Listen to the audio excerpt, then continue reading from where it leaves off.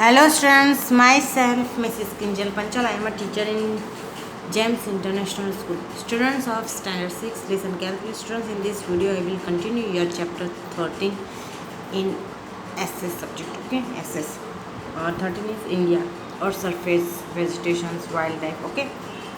So students, I have already explained till date. Okay, 26 date को मैंने यहाँ तक एक्सप्लेन कर दिया था. Okay, now I am going to start from here. यहाँ से स्टार्ट करने जा रही हूँ. So students, in this video your chapter 13 will be completed. Okay, you have to write hard words and exercise in your SS notebook. Okay, so now listen, without wasting time I will start. Variety of birds. Variety of bird species like crane, duck, cuckoo, parrot, gorad, chibri, caber, somebody, vulture, eagle, owl, etc. are seen in India. यहाँ जैसे ये somebody kite लिख सकते थे, पर यहाँ somebody लिखा है तो that's why थोड़ी सी. Okay, variety of bird species मतलब जाति.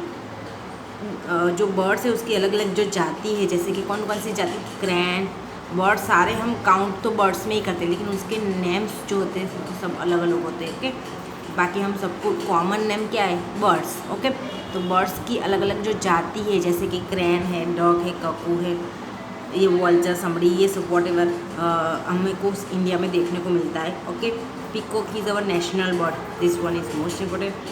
Apart from this, turtles come to the sea shore to lay eggs in the states like Gujarat and Odisha in India. Various species of snakes are there in our country. Maximum out of them are non-venomous species. Okay, अब उस सब में ये सब में turtle आता है. Actually tortoise और टर्टल दोनों एक होते हैं, पर टॉर्टोइस कैसा होता है, ज़मीन में रहने वाले होते हैं. टर्टल जो होते हैं, टर्टल, ओके, उसको पहचान की वो वाटर में रहता है. ओके, यानी सी में रहता है. सी मतलब दरिया में रहता है. ओके, सो टर्टल जो होते हैं, यानी टर्टल दोनों देखने में सेम लगता है, इसलिए कन्फ्यूजन होता है कभी कि वो टर्टल है या टॉर्टोइस. लेकिन जो टॉर्टोइस होता है ज़मीन में रहता है, टर्टल जो होता है वो वाटर में रहता है, यानी पानी, एक्वेटिक एनिमल है वो, ये वाला. ओके, टर्टल जो है वो एक्वेटिक एनिमल है. ओके, तो ये टर्टल जो है ना वो सी शोर मतलब जो दरिया का किनारा होता है वहाँ आता है अपने एग्स रखने के लिए. और ज़्यादातर वो घूम के कहाँ आता है कि गुजरात और उड़ीसा. हमारे इंडिया में कहाँ दो जगह पर ही आता है.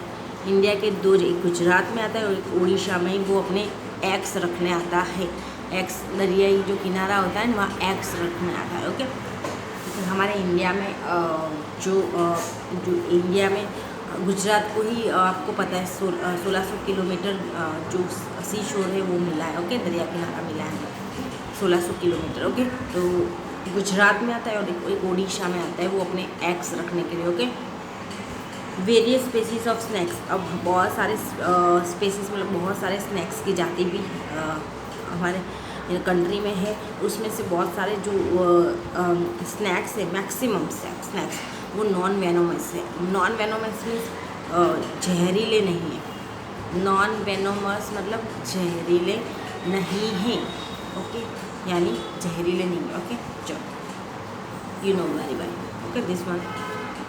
चलो, wildlife and India. The birds come in winter from far off the colder regions to breed in the reservoir and wetland areas of our country.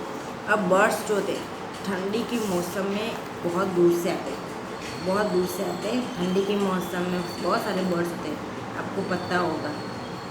यहाँ हमारे गुजरात में नल सरोवर है, फ्लैमिंगो आते हैं बाहर से. ओके, यानी वो पैसेंजर बर्ड्स है. पैसेंजर मीन्स ट्रैवलर बर्ड्स भी बोल सकते हैं, क्योंकि वो आते हैं टाइम के साथ. माइग्रेटरी बर्ड्स भी बोल सकते हैं. Okay, so the birds come in winter from far, यानी दूर से ठंडियों में बर्ड्स आते हैं.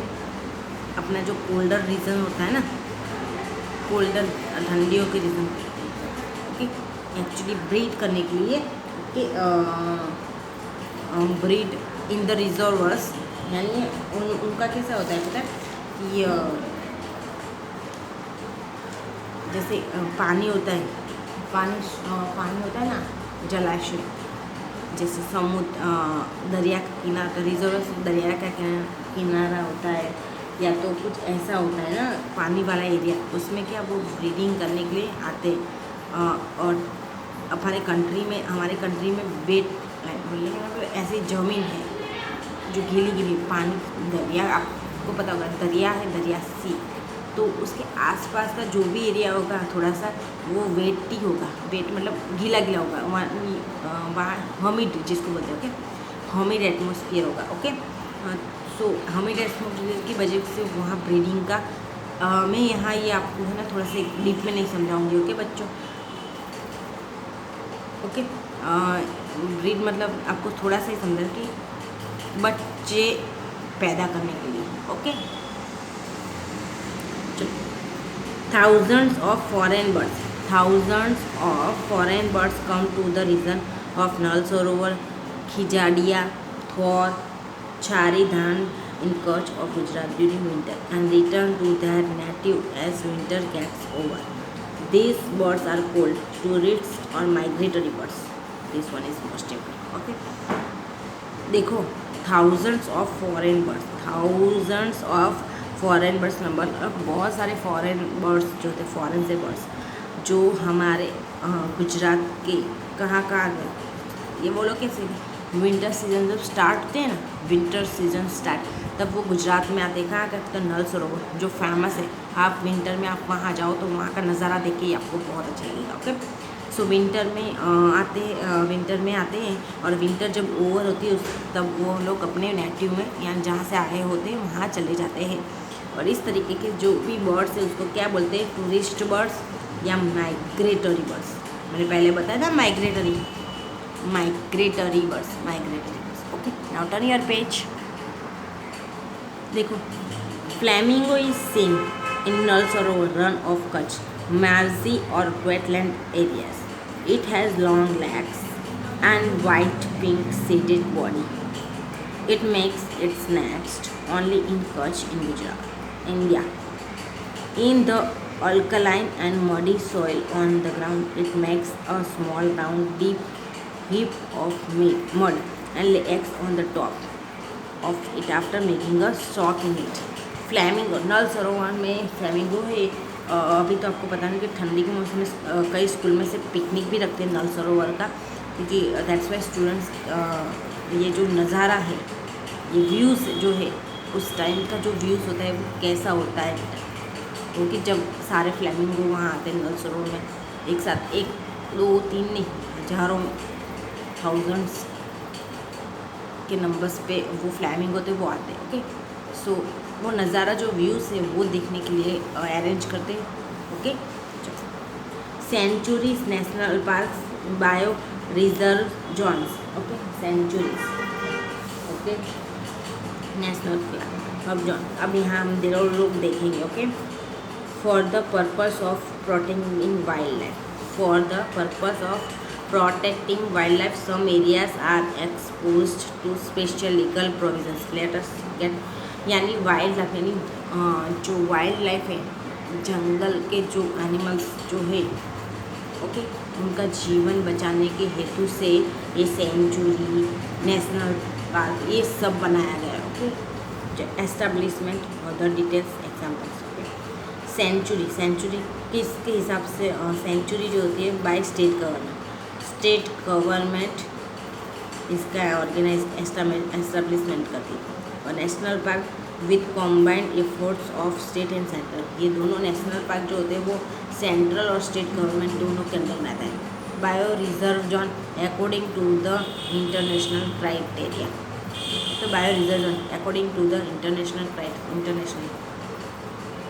Other grazing is allowed after taking permission. Grazing is allowed after taking permission लेने के बाद वहाँ आप देखने जा सकते हैं, okay.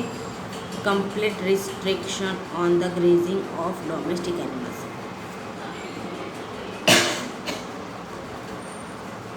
All outside human activities are absolutely prohibited. All outside human activities, यहाँ कैसा था, सारे बाहर के जो भी ह्यूमन्स होते थे उसकी एक्टिविटी पर मनाही होती है. ओके, एग्जाम्पल बालाराम सेंचुरी, नल सरोवर बर्ड सेंचुरी.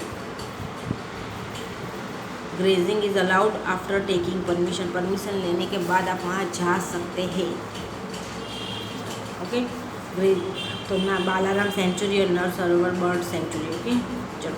नेशनल पार्क है गिर नेशनल पार्क और वेलावदर नेशनल पार्क, ये वाला. Outside partial area of non of Kutch, Nilgiri area, south India, Nilgiri. Okay, so यहाँ प्रोहिबिटेड है, यहाँ जा नहीं सकते. ओके, चलो. It is our moral duty. It is our moral duty to protect wildlife and vegetation. We all are bound to follow the laws made by government and to implement the prohibition which have been put up by the government. अब हम wild life और vegetations का protect करना वो हमारी moral duty है. Okay, हमारी फ़र्ज में आता है कि हम उसको प्रोटेक्ट करें. ओके, वाइल्ड लाइफ और वेजिटेशंस को प्रोटेक्ट करें. ओके, और हम सबको वो जो लॉस होते, गवर्नमेंट ने जो लॉस बनाए थे, नियम बनाए होते, उसको फॉलो करना चाहिए. और उन्होंने जो भी मनाही के लिए रूल्स बनाए उसको भी इम्प्लीमेंट करना चाहिए. इम्प्लीमेंट वाला अमल में लाना चाहिए. ओके, कि यहाँ मनाही है तो हमें वहाँ स्टॉप हो जाना चाहिए. ओके, जो भी गवर्नमेंट्स ने रूल्स रेगुलेशंस जो भी बनाए उसको हमें फॉलो करना चाहिए. Okay students, here your chapter 13 is completed. Okay, in next video I will start your new chapter 70 and last one chapter, livelihood. Okay, so students, you have to write hard words and this one exercise in your SS notebook. Okay, so bye. आपके photos जो work के वो मिल गए. Okay, so bye.